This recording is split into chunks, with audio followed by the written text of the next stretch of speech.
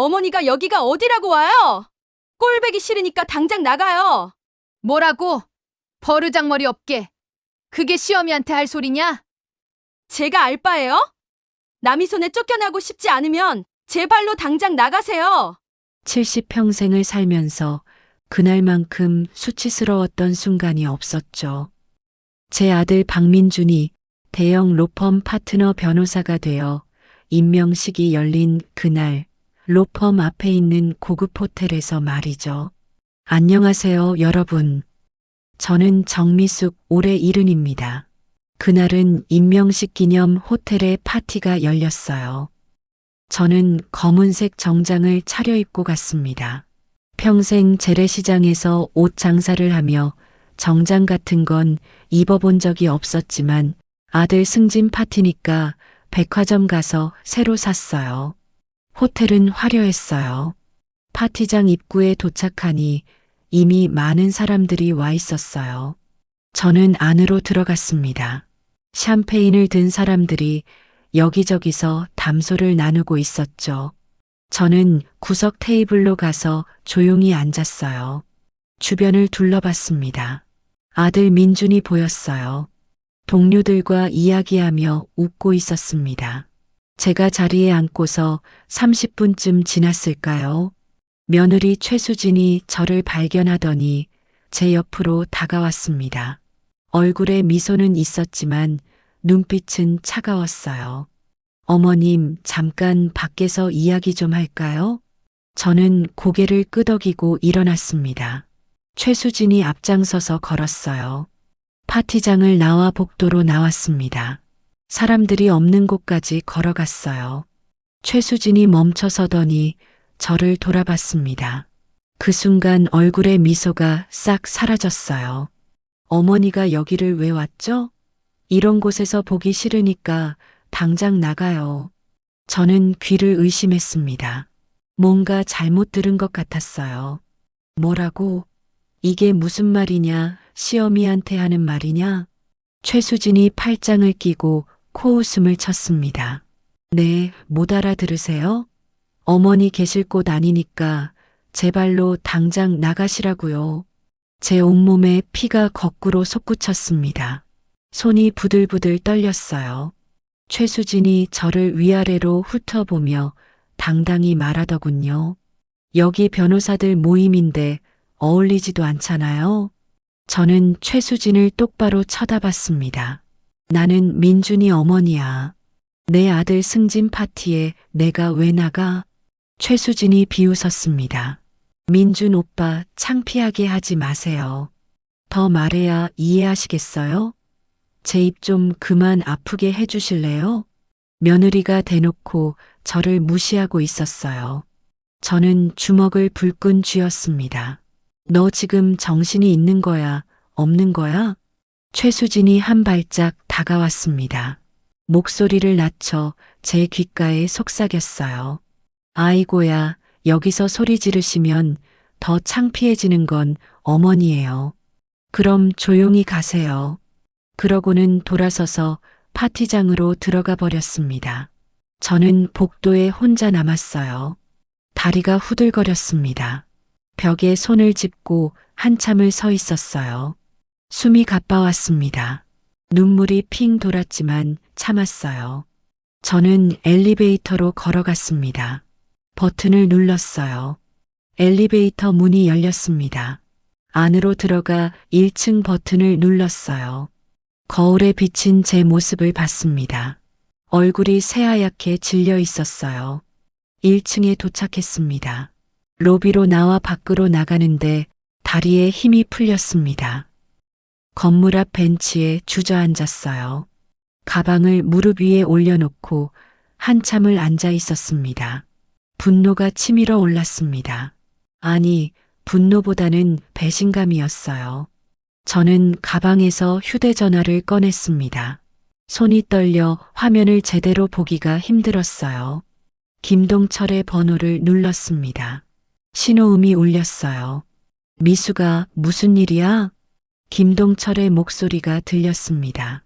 김 청장, 아니 동철아. 지금 당장 만날 수 있어? 급해. 제 목소리가 갈라졌습니다.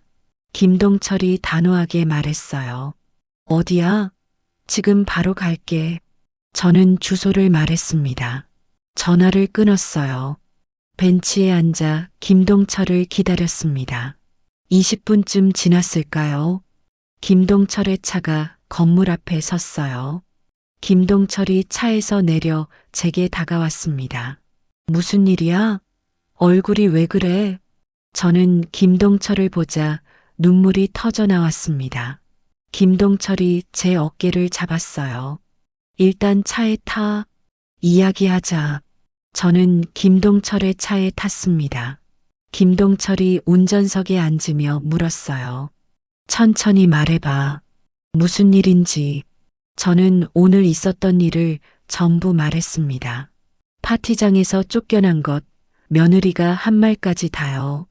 김동철이 듣고 있다가 한숨을 쉬었어요. 며느리가 어떻게 시어머니한테 감히. 김동철의 목소리가 차갑게 변했습니다.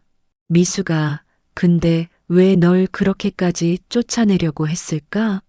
저도 그게 궁금했습니다. 김동철이 말을 이었어요. 혹시 숨기는 게 있는 거 아니야? 내 재산 관련해서. 그 말을 듣는 순간 제 머릿속에 뭔가 스쳤습니다. 2년 전 일이었어요. 제가 가지고 있던 아파트 세 채를 팔았었죠. 서울 강동구에 있던 아파트들이었습니다. 30평대 아파트 세 채였어요. 제가 30년 동안 바쁘게 옷 장사를 하며 하나씩 사모았던 것을 아들 민준이를 미국 로스쿨 가는 길에 도움이 되고자 팔았죠.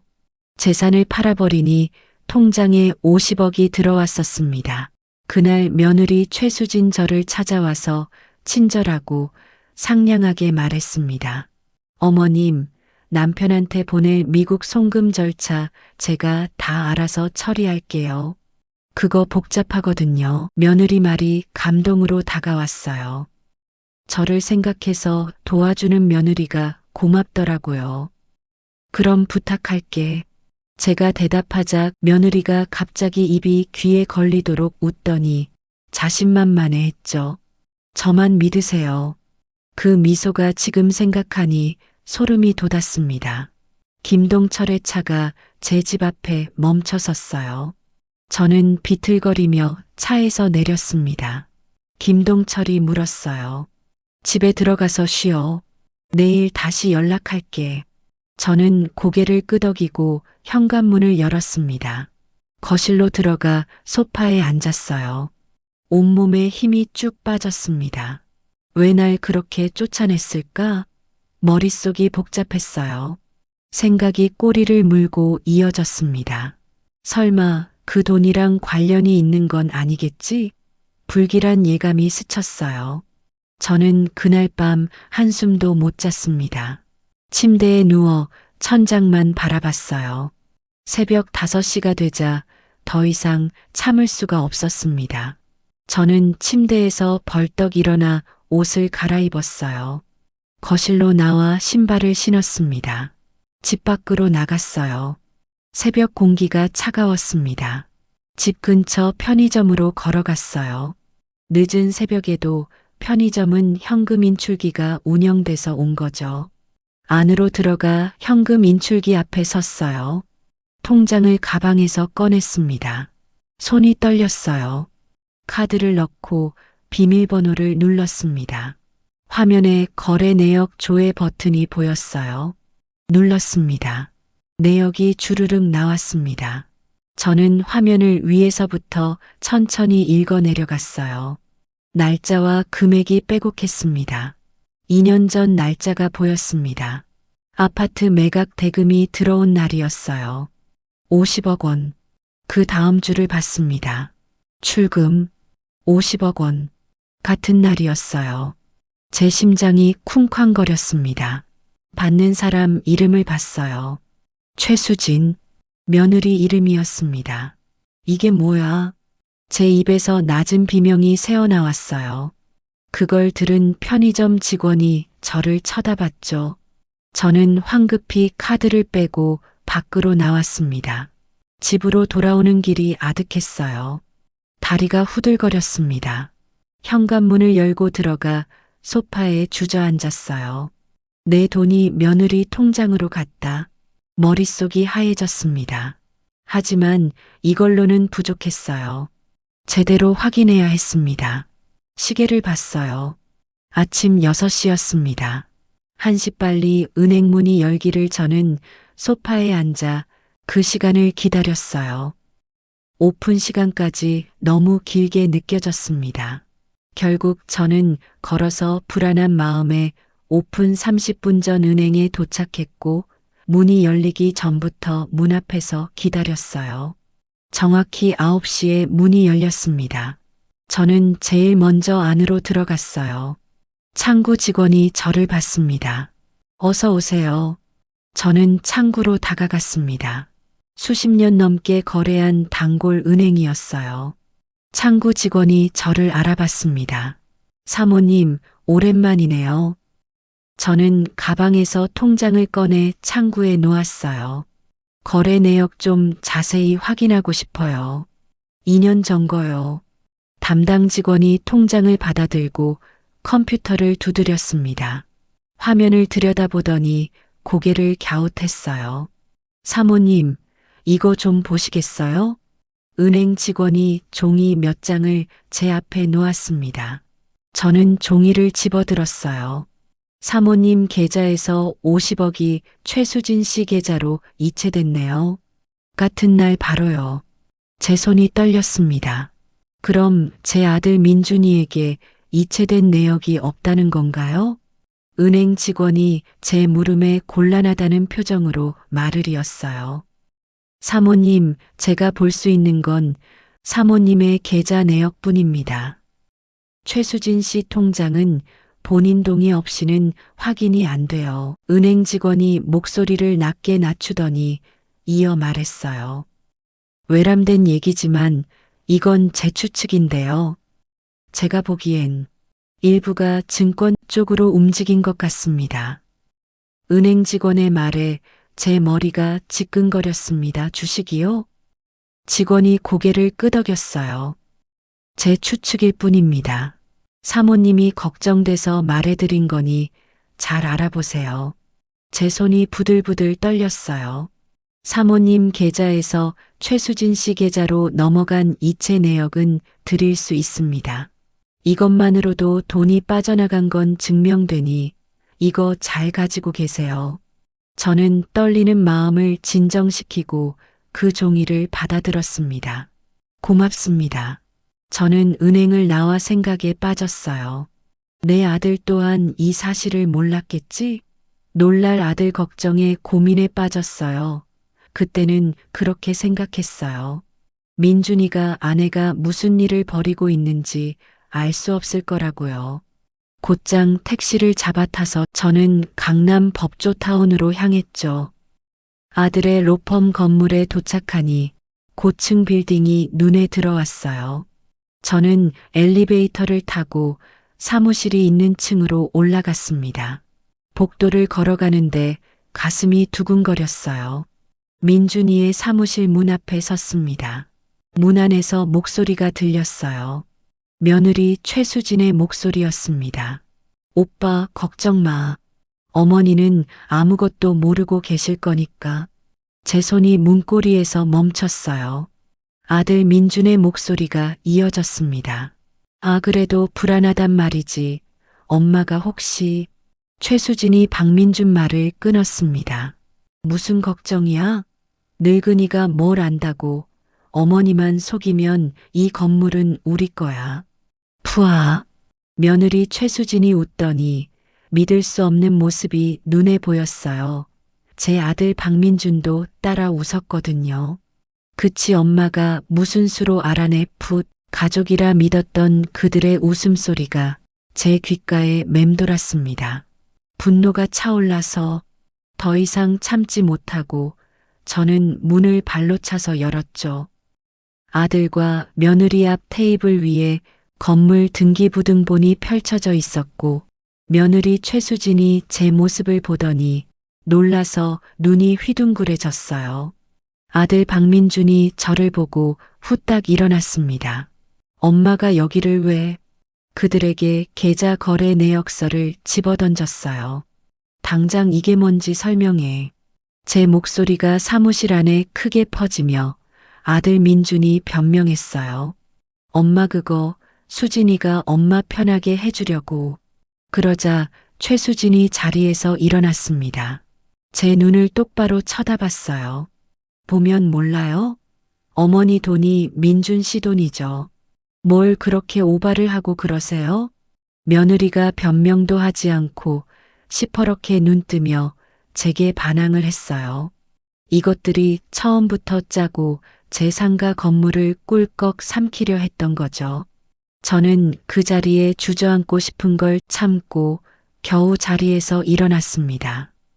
사무실을 뛰쳐나왔어요. 가방에서 휴대전화를 꺼냈습니다. 손이 떨려 전화번호를 누르기가 힘들었어요. 김동철의 번호를 눌렀습니다. 신호음이 울렸어요. 여보세요, 미숙이니? 어쩐 일이야, 전화를 다 하고. 김동철의 목소리가 들렸습니다. 저는 떨리는 목소리를 부여잡고 입을 열었어요. 김 청장 아니 동철아, 지금 나 그게 나 있지. 너무 충격적이어서 지금 말이 똑바로 안 나와. 목에서 말이 제대로 나오지 않았습니다. 김동철이 걱정스럽게 말했어요. 무슨 일인데? 괜찮으니 천천히 말해. 아니다. 내가 거기로 갈게. 지금 어디야? 저는 김동철에게 주소를 말했습니다. 30분쯤 지났을까요? 김동철의 차가 건물 앞에 섰어요. 김동철이 차에서 내려 제게 다가왔습니다. 일단 타. 우리 회사로 가자. 저는 김동철의 차에 탔습니다. 저는 오늘 있었던 일을 전부 말했어요. 은행에서 확인한 것, 사무실에서 들은 것까지 다요.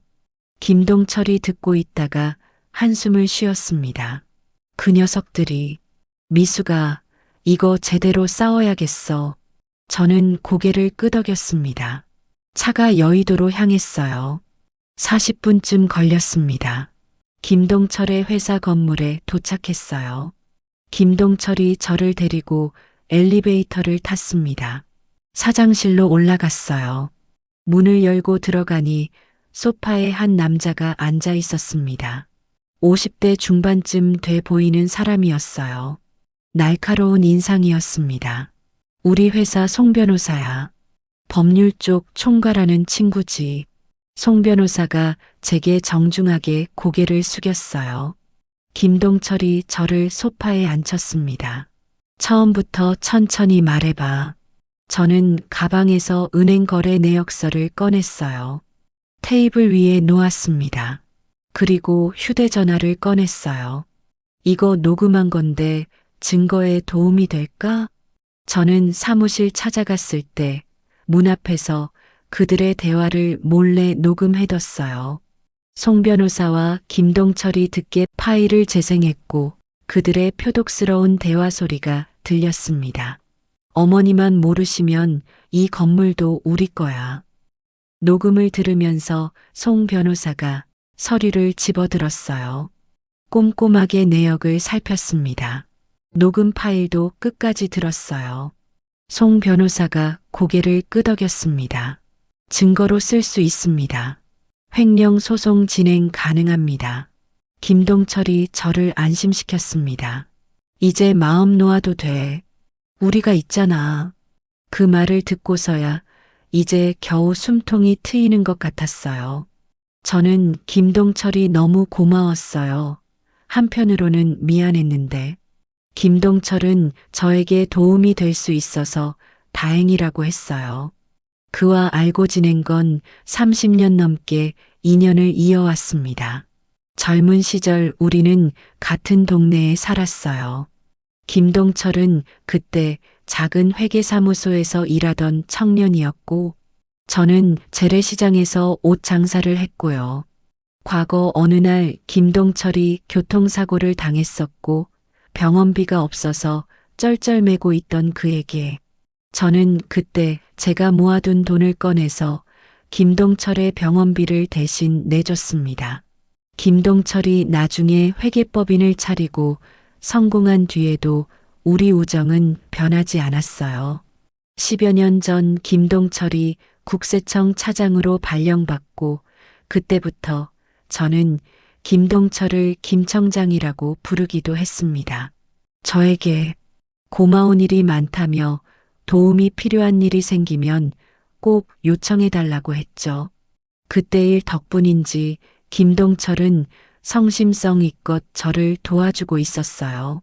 곰곰이 이 일을 어떻게 해결해야 할지 고민하던 송 변호사가 입을 열었습니다. 진행 방향을 말씀드리겠습니다. 저는 고개를 끄덕였어요. 우선 며느님과 아드님 계좌부터 동결시켜야겠군요.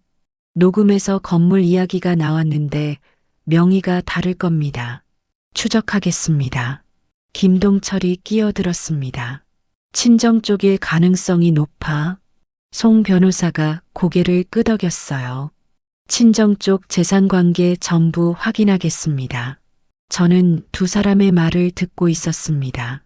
뭔가 일이 빠르게 돌아가고 있었어요. 송 변호사가 저를 쳐다봤습니다. 사모님, 각오하셔야 합니다.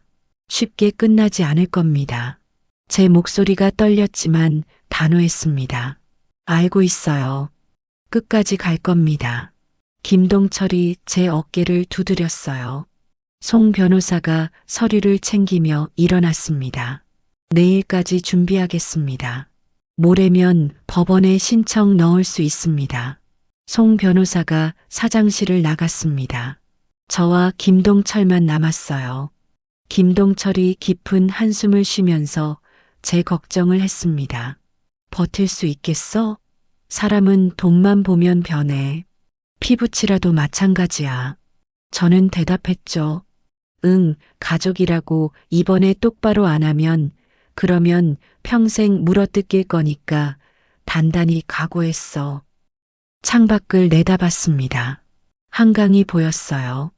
유람선이 천천히 지나가고 있었습니다. 대화를 마친 후 건물 로비로 내려와 밖으로 나가니 해가 중천에 떠 있었습니다. 저는 집으로 돌아가 거실 소파에 앉았어요. 온몸에 힘이 쭉 빠졌습니다. 휴대전화를 꺼내봤어요. 하나뿐인 아들이라고 믿었던 박민준에게서 부재중 전화가 20통 넘게 와 있었습니다. 문자 메시지도 수십 개였어요. 하나를 눌러 읽어봤습니다. 엄마 연락 좀 받아봐요. 급해요. 저는 휴대전화를 소파 옆에 던져버렸어요. 더 이상 보고 싶지 않았습니다. 그로부터 이틀이 지나고 김동철에게서 전화가 왔어요. 다 됐어. 계좌 전부 묶였어. 제 가슴이 두근거렸습니다. 며느리 것도 민준이 것도 다 가압류 걸렸어. 건물도 찾아냈고 김동철의 목소리가 경쾌했어요. 친정 엄마 명의더라. 그것도 묶었어. 저는 안도의 한숨을 쉬었습니다. 김동철이 다시 말했습니다. 이제 얘네들 버티지 못할 거야. 곧 연락 올 거야. 전화가 끊어졌어요. 그날 저녁이었습니다. 현관 초인종이 울렸어요. 인터폰 화면을 봤습니다. 박민준과 최수진이 서 있었습니다. 두 사람 모두 얼굴이 창백했어요. 박민준이 인터폰을 향해 소리쳤습니다. 저는 인터폰 버튼을 눌러 단호하고 냉정하게 말했어요. 집에 가. 박민준의 목소리가 절박했습니다. 엄마, 문 좀 열어줘. 카드 전부 막혔어. 대출도 연체됐고. 저는 차갑게 대답했습니다. 내 돈 돌려주면 생각해 볼게. 인터폰을 끊어버렸어요. 현관문을 열어주지 않았습니다. 박민준과 최수진이 한참 동안 밖에서 소리쳤어요. 저는 안방으로 들어가 문을 닫았습니다. 귀를 막고 침대에 누웠어요. 눈을 감았습니다. 끝까지 갈 거야. 마음속으로 다짐했습니다. 밤이 깊어갔습니다. 다음 날 아침이었습니다. 저는 커튼을 열고 창밖을 내다봤어요. 맑은 날씨였습니다. 휴대전화가 울렸어요. 송 변호사였습니다. 사모님, 어젯밤 그들이 댁에 방문했던 거 알고 있습니다. 저희가 지켜보고 있어요. 송 변호사의 목소리가 차분했습니다. 오늘쯤이면 본격적으로 움직일 겁니다. 준비하세요. 전화를 끊었어요. 저는 거실로 나와 소파에 앉았습니다. 인터폰 화면을 켰어요. 현관 앞이 보였습니다. 아무도 없었죠. 오전 10시쯤이었습니다. 인터폰 벨이 울렸어요. 화면을 보니 박민준과 최수진이 또 와 있었습니다. 어제와는 달랐어요. 두 사람 모두 무릎을 꿇고 있었습니다. 박민준이 두 손을 모으고 고개를 숙였어요. 최수진도 바닥에 이마를 대고 있었습니다. 저는 인터폰만 바라봤습니다. 마음이 흔들리지 않았어요. 박민준이 계속 소리쳤습니다. 저는 인터폰 버튼을 눌렀습니다. 엄마, 은행에서 독촉 전화 메일 와. 이러다 내 인생 진짜 끝나. 나 좀 살려줘. 저는 동요하지 않았어요. 그래서 어쩌라고? 최수진이 고개를 들고 울먹였습니다. 동결만 풀어주세요. 어머님 살려주세요. 저는 여전히 차갑게 말했죠. 왜 내가 살려줘야 하는데? 박민준이 다급하게 소리쳤습니다. 엄마는 내 엄마잖아. 왜 그렇게 매정해? 그럼 나보고 어쩌라고? 내가 뭘 하면 되는데? 저는 버튼을 다시 눌렀습니다. 그럼 넌 어떻게 엄마한테 그럴 수 있니? 뭘 하냐고? 내 돈 전부 돌려줘. 그리고 건물도 내 이름으로 바꾸고. 최수진이 벌떡 일어나더니 소리쳤습니다. 그건 안 돼요. 제 손이 멈췄습니다. 최수진이 계속 말했어요. 그 돈 이미 다 써버렸단 말이에요. 로펌 들어가는데 지분 사느라. 저는 귀를 의심했습니다. 박민준이 황급히 최수진의 입을 막으려 했습니다. 하지만 이미 늦었습니다. 로펌 지분? 최수진이 방금 뭐라고 했는지 제대로 들었습니다. 제 머릿속에서 퍼즐 조각들이 맞춰지기 시작했어요. 호텔 파티에서 저를 그토록 쫓아내려 했던 이유가 이제야 보였습니다. 제 돈으로 로펌 지분을 산 게 들통날까봐 저를 내쫓은 겁니다. 혹시 제가 누군가에게 말할까봐 두려웠던 거예요. 박민준이 최수진을 노려봤습니다. 한패였던 게 무색하게도 그들이 현관 앞에서 싸우기 시작했어요. 저는 인터폰 화면을 그냥 지켜봤습니다. 참 어이없는 상황이었죠. 저는 인터폰 버튼을 눌렀어요. 들어와. 문 열어줄게. 박민준과 최수진이 찌질한 행색을 하고 제 집 안으로 들어왔어요. 거실 소파 앞에 무릎을 꿇고 앉았습니다. 저는 두 사람을 내려다봤어요. 로펌 지분을 샀다며? 박민준이 고개를 떨구었습니다. 시간이 없었다는 핑계를 대기 시작했어요. 파트너가 되려면 지분이 필요했다는 겁니다. 저는 차갑게 말했습니다. 내 돈으로 몰래 샀겠다? 박민준이 바닥에 이마를 박았습니다. 최수진이 제 눈치를 보더니 서류 한 장을 내밀었습니다.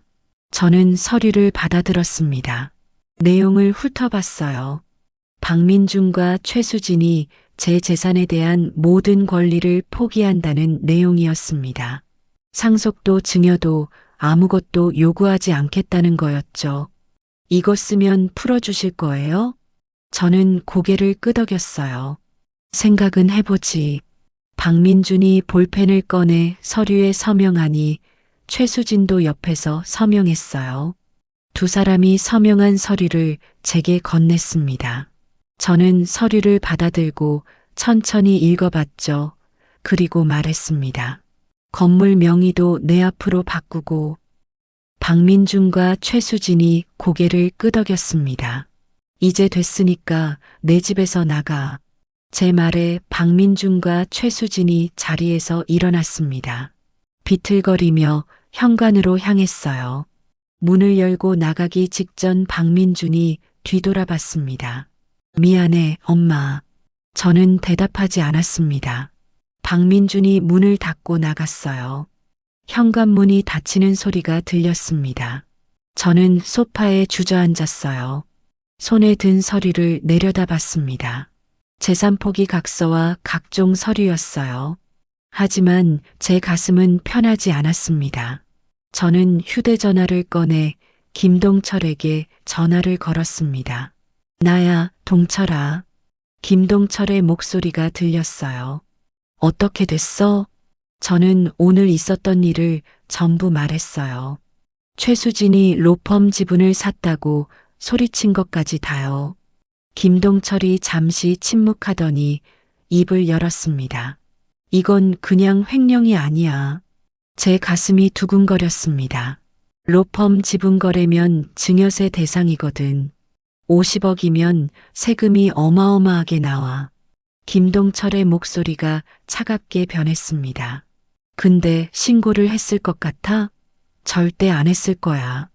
완전히 탈세지. 저는 숨을 죽이고 들었습니다. 김동철이 계속 말했어요. 며느리 계좌로 돈 들어간 것도 증여야. 신고 안 했으면 다 탈세고. 제 손이 떨렸습니다. 김동철이 말했어요. 내가 강남세무서 박 국장한테 연락 넣어놨어. 내일 아침 세무서에 가봐. 전화를 끊었어요. 저는 창밖을 내다봤습니다. 해가 지고 있었어요. 다음 날 아침이었습니다. 저는 강남 세무서로 갔습니다. 세무서 건물은 크고 위압적이었어요. 저는 안으로 들어갔습니다. 조사관실로 안내됐어요. 중년의 남자가 책상의 앞에 서서 저를 기다리고 있었습니다. 정미숙 사모님이시죠? 박 국장이 공손하게 인사했습니다. 김 청장님께 연락받았습니다. 앉으세요. 저는 의자에 앉았어요. 박 국장도 자리에 앉았습니다. 저는 가방에서 은행 거래 내역서를 꺼내 책상 위에 놓았습니다. 박 국장이 서류를 집어들고 자세히 봤어요. 눈을 가늘게 뜨더니 고개를 끄덕였습니다. 이건 명백한 증여세 누락건입니다. 박 국장이 컴퓨터 자판을 두드리기 시작했어요. 며느님 성함이 최수진이시죠? 증여세 신고 기록이 전혀 없네요. 완전 누락입니다. 박 국장이 고개를 저었습니다. 아드님 박민준 씨도 마찬가지입니다. 로펌 지분 취득 관련 신고가 하나도 없어요. 제 가슴이 쿵쾅거렸습니다. 박 국장이 서류를 정리하더니 저를 쳐다봤어요. 이 자료 제출하시면 세무조사 들어갑니다. 각오하셔야 합니다. 저는 고개를 끄덕였습니다. 네, 제대로 해주세요. 똑바로 해주세요. 박 국장이 서류를 챙겼습니다. 며느님 계좌 추적하고 로펌 쪽도 조사 나갑니다. 김 청장님께서 특별히 신경 쓰라고 하셨습니다. 박 국장의 말에 저는 김동철에게 다시 한번 고마움을 느꼈어요. 세무서를 나왔습니다. 저는 택시를 타고 집으로 돌아왔어요. 사흘이 지났습니다. 김동철에게서 전화가 왔어요. 세무조사 시작됐어. 로펌이랑 며느리 집 둘 다. 제 손이 떨렸습니다. 로펌에서 민준이 잘렸대. 탈세 의혹 때문에. 저는 숨을 깊게 들이마셨습니다. 김동철이 계속 말했어요. 며느리 쪽은 추징금이 20억 넘게 나온대. 벌금까지 합치면 30억이야. 제 다리에 힘이 풀렸습니다. 소파에 주저앉았어요. 그리고 검찰도 움직인대. 탈세 금액이 워낙 크니까 형사 고발 들어간다더라. 저는 말문이 막혔습니다. 그날 저녁이었어요. 뉴스를 켰습니다. 화면에 박민준의 얼굴이 나왔어요. 대형 로펌 파트너 변호사 수십억 원대 탈세 의혹. 자막이 화면에 떴습니다. 앵커가 심각한 표정으로 말했습니다. 강남의 한 대형 로펌 파트너 변호사가 수십억 원대 증여세를 신고하지 않은 혐의로 세무조사를 받고 있습니다. 화면이 바뀌었어요. 로펌 건물 앞에 세무조사관들이 들어가는 모습이 나왔습니다. 저는 텔레비전을 껐어요. 며칠이 지났습니다. 송 변호사에게서 전화가 왔어요. 사모님, 검찰이 기소했습니다. 제 손이 떨렸습니다. 탈세랑 횡령 혐의입니다. 두 분 다 구속영장 청구했답니다. 저는 숨을 멈췄습니다. 그날 오후였어요. 뉴스 속보가 나왔습니다. 화면에 박민준과 최수진이 나왔어요. 두 사람 모두 수갑을 차고 있었습니다. 최수진이 카메라를 향해 입을 열었습니다. 검사가 최수진을 차에 태웠어요. 박민준도 다른 차에 탔습니다. 저는 화면을 물끄러미 바라봤습니다. 가슴이 답답했어요. 며칠이 지났습니다. 송 변호사가 저를 찾아왔어요. 사모님, 건물 명의 이전 끝났습니다. 송 변호사가 서류를 건넸습니다. 동결했던 재산도 전부 사모님께로 돌아왔습니다. 시간이 흘렀습니다. 2달쯤 지났을까요? 재판 날짜가 잡혔다는 연락을 받았어요. 저는 검은색 정장을 차려입고 법원으로 갔습니다. 법정 입구에서 송 변호사가 저를 기다리고 있었어요. 저는 송 변호사를 따라 법정 안으로 들어갔습니다. 방청석 맨 앞줄에 앉았어요. 잠시 후 문이 열렸습니다. 박민준과 최수진이 들어왔어요. 두 사람 모두 수의를 입고 있었습니다. 박민준이 저를 보더니 고개를 떨궜어요. 최수진은 저를 똑바로 쳐다봤습니다. 눈빛이 원망으로 가득했어요. 판사가 입장하니 모두 자리에서 일어났어요. 재판이 시작됐어요. 검사가 일어나 기소 내용을 낭독했습니다. 피고인 박민준과 최수진은 피해자 정미숙의 재산 50억 원을 횡령했습니다. 피고인 최수진은 피해자의 돈을 자신의 계좌로 빼돌렸고 이를 주식과 부동산에 사용했습니다. 또한 피고인들은 증여세 신고를 하지 않아 30억 원의 세금을 누락했습니다. 검사가 서류를 들어 올렸어요. 박민준의 변호사가 일어났습니다.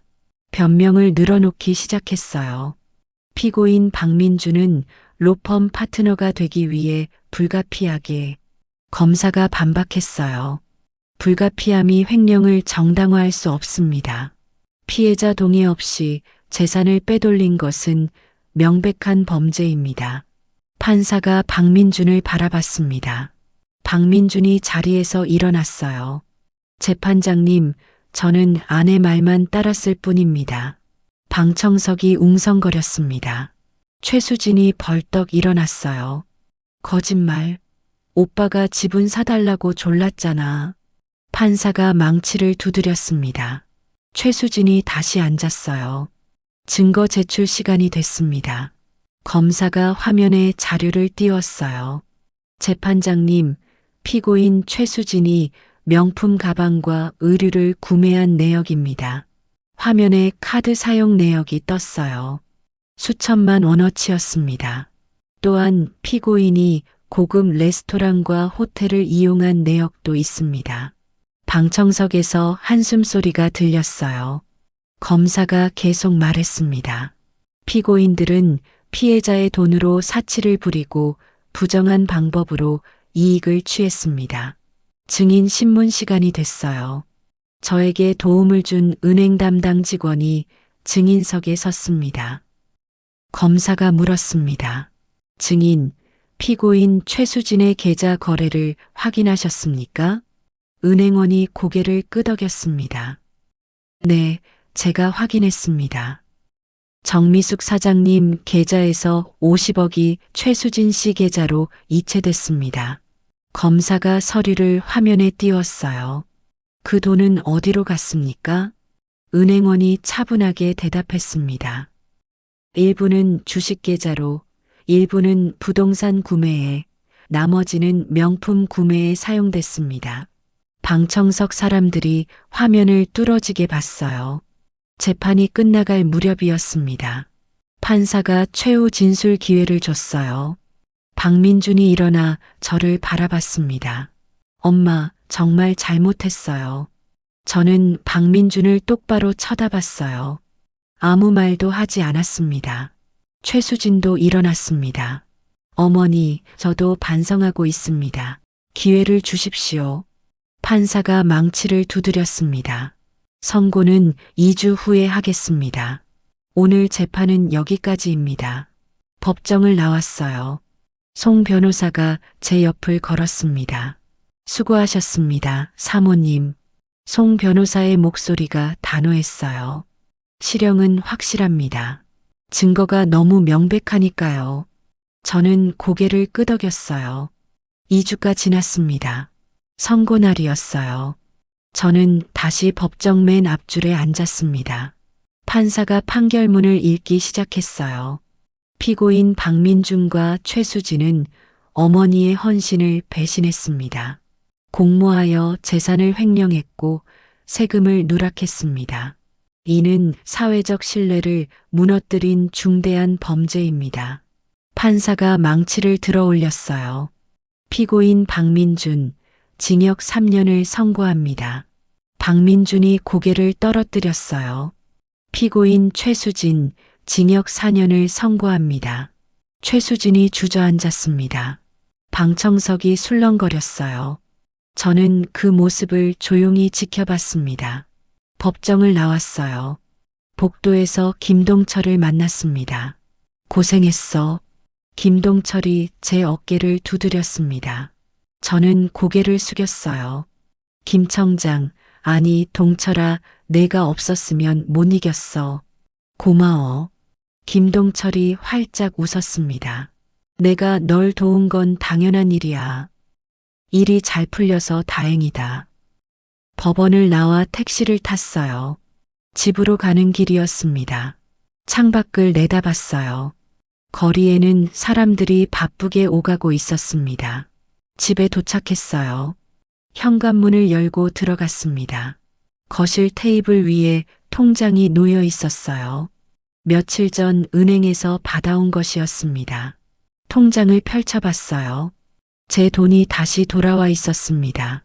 아파트 매각 대금이었어요. 숫자를 보고 있는데 눈물이 났습니다. 이 돈을 되찾기 위해 얼마나 싸웠는지 모릅니다. 하지만 가슴은 허전했어요. 돈은 돌아왔지만 아들은 잃었습니다. 저는 소파에 앉아 통장을 가슴에 안았어요. 한참을 그렇게 앉아 있었습니다. 창밖으로 해가 지고 있었어요. 긴 하루였습니다. 긴 싸움이었습니다. 재판이 끝나고 한 달이 지났습니다. 모든 게 정리됐어요. 통장에는 제 돈이 고스란히 들어와 있었습니다. 건물도 제 명의로 돌아왔고요. 하지만 제 마음은 편하지 않았어요. 매일 밤 잠을 설쳤습니다. 아들 생각이 자꾸 났어요. 어느 날 아침이었습니다. 저는 통장을 꺼내 들고 한참을 바라봤어요. 숫자를 보고 있는데 문득 생각이 들었습니다. 내가 이 돈을 왜 모았을까? 평생 장사하며 악착같이 모은 돈이었어요. 아들 잘 되라고 아파트까지 팔았죠. 하지만 그 아들은 지금 감옥에 있습니다. 저는 통장을 가슴에 안았어요. 뭔가 결심이 섰습니다. 휴대전화를 꺼내 김동철에게 전화를 걸었어요. 나야. 만나고 싶은데 볼 수 있어? 그럼 당연하지. 우리 회사로 와. 저는 옷을 갈아입고 가방에 통장을 넣었습니다. 택시를 타고 김동철의 회사로 향했어요. 청장실에 도착했습니다. 김동철이 반갑게 맞아줬어요. 저는 소파에 앉았습니다. 가방에서 통장을 꺼내 테이블 위에 놓았어요. 김동철이 통장을 내려다봤습니다. 이게 뭐야? 저는 숨을 깊게 들이마셨습니다. 내 전 재산이야. 잘못된 곳에 썼어서 억울했어. 이제는 진짜 의미 있는 곳에 쓰고 싶어. 김동철이 제 어깨를 토닥였어요. 저는 김동철을 보며 말했죠. 나처럼 자식한테 당한 부모들이 많을 거야. 그 사람들은 억울해도 어떻게 해야 할지 몰라. 나는 내 덕분에 이겼어. 하지만 그런 도움을 받을 수 없는 사람들도 많잖아. 저는 통장을 들어 올렸습니다. 이 돈으로 그런 사람들을 돕고 싶어. 억울하게 당하는 부모들을 위해 쓰고 싶어. 김동철이 잠시 침묵하더니 환하게 웃었어요. 역시 너답다. 너의 결정을 존중하고 응원해. 김동철이 자리에서 일어났습니다. 창문으로 다가가 밖을 내다보며 말을 이었어요. 우리 회사에 공익재단이 있어. 거기에 법률지원센터를 만들자. 유능한 변호사들 모아서 무료로 상담해 주는 거야. 억울하게 재산 뺏긴 부모들을 위해서. 제 가슴이 두근거렸습니다. 김동철이 저를 돌아봤어요. 내가 재단이 흔들림 없이 운영되도록 든든히 지원해 줄게. 저는 자리에서 벌떡 일어났습니다. 고마워, 동철아. 한 달이 흘렀습니다. 재단 설립 준비가 한창이었어요. 저의 일을 도와준 송 변호사가 중심이 돼서 변호사들을 모았습니다. 어느 날 오후 송 변호사가 저를 찾아왔어요. 사모님, 변호사 5명이 합류하기로 했습니다. 모두 실력 있는 분들이에요. 무료 봉사에 기꺼이 참여하겠다고 하셨어요. 저는 송 변호사의 손을 꼭 잡았습니다. 준비는 순조롭게 진행됐어요. 재단 사무실도 마련했습니다. 강남 한복판에 있는 깔끔한 사무실이었어요. 개소식 날이 다가왔습니다. 저는 새 옷을 맞췄어요. 검은색 정장이었습니다. 개소식 당일 아침이었습니다. 저는 거울 앞에 섰어요. 정장을 입고 머리를 단정히 빗었습니다. 오늘부터 새로운 시작이야. 마음속으로 다짐했어요. 재단 사무실에 도착했습니다. 입구에 현수막이 걸려 있었어요. 정미숙 법률지원재단 개소식. 제 이름이 크게 적혀 있었습니다. 가슴이 벅차올랐어요. 안으로 들어갔습니다. 사람들이 모여 있었어요. 김동철이 저를 보고 손을 흔들었습니다. 송 변호사도 있었어요. 그 옆에 다른 변호사들이 서 있었습니다. 개소식이 되자 김동철이 먼저 인사말을 했습니다.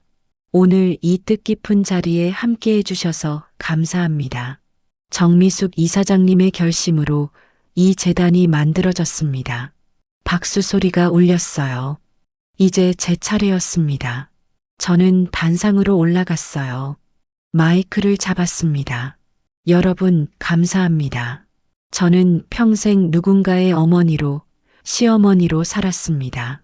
하지만 오늘부로 저는 정미숙으로 이 자리에 섰습니다. 사람들이 박수를 쳤어요. 이 재단은 저처럼 억울한 일을 당한 분들을 위한 곳입니다.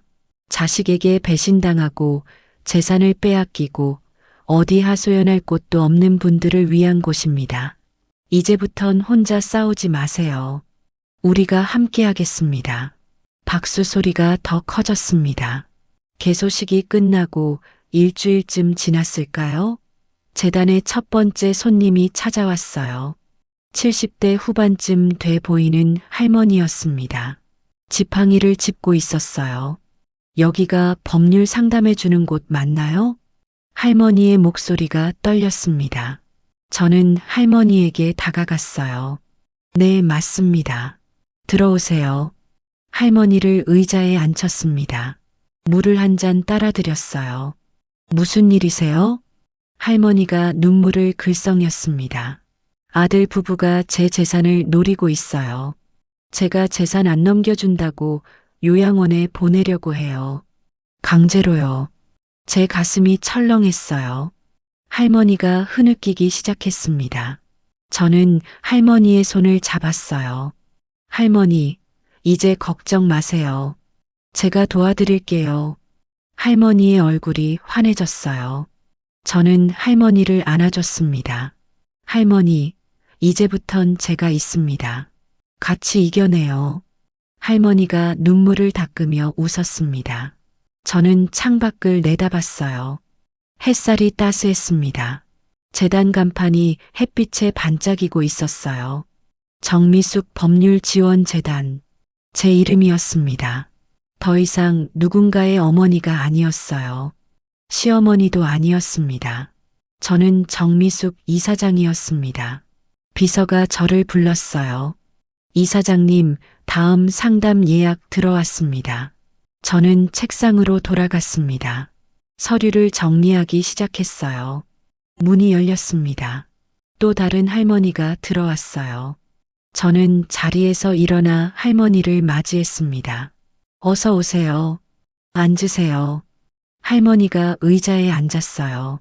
저는 할머니에게 물 한 잔을 따라 드렸습니다. 그리고 다시 이야기를 들었습니다. 창밖으로 바람이 불어왔습니다. 나뭇잎이 흔들렸어요. 제 두 번째 인생이 시작된 거예요. 저처럼 억울한 사람들의 눈물을 닦아주는 산말이죠. 햇살이 창문으로 쏟아져 들어왔습니다. 따스한 오후였어요. 저는 더 이상 혼자가 아니고 이제 다른 누군가도 혼자가 아니게 만들어줄 겁니다. 일주일 만에 벌써 10명이 넘는 분들이 재단을 찾아왔어요. 모두 저와 비슷한 사연을 가지고 계셨습니다. 자식에게 배신당하고 재산을 빼앗기고 어디 하소연할 곳도 없던 분들이었죠. 재단 내 변호사들이 하나하나 사건을 맡아 진행했습니다. 증거를 수집하고 법정에 섰습니다. 어느 날 오후에 소송을 마친 할머니가 재단을 다시 찾아오셨어요. 이번에는 얼굴에 웃음이 가득했습니다. 이사장님, 이겼어요. 제 재산 지켰어요. 할머니가 제 손을 꼭 잡았습니다. 저는 할머니를 안아줬어요.